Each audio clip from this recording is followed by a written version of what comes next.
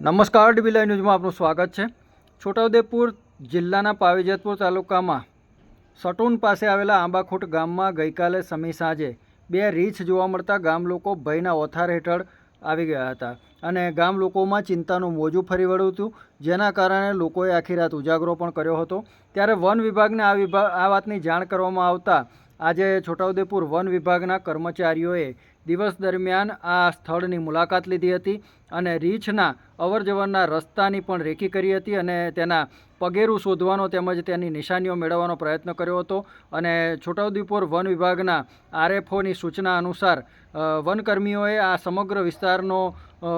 જાયજો લીધો હતો અને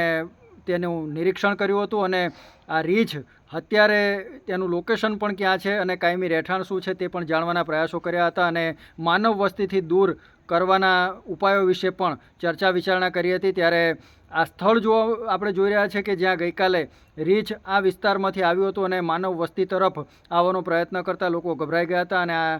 અંગેની જાણ વન વિભાગને કરવામાં આવી હતી। વન વિભાગે આ અંગે તાત્કાલિક પગલાં લઈ અને રીંછને ઝડપી લેવા અથવા તો માનવ વસ્તીથી દૂર લઈ જવા માટેના ઉપાયો અંગે વિચારવાનું શરૂ કર્યું છે અને આ સ્થળની આજે મુલાકાત લીધી હતી। ગુલાબ, મોગરા જેવા બાગાયતી રોપા, લીંબુ, ચીકુ, આંબા જેવા તમામ પ્રકારના છોડ છૂટક તેમજ જથ્થાબંધ ભાવે ખરીદવા માટે આજે જ સંપર્ક કરો ધવલ નર્સરી એન્ડ ફાર્મ, મુકામ કોલિયારી, તાલુકો જેતપુર, પાવી, જિલ્લો છોટાઉદેપુર। છોટાઉદેપુર વિસ્તારની અંદર આ જંગલ વિસ્તાર હોવાથી અહીંયા દીપડા અને રીંછનું રહેઠાણ છે। ત્યારે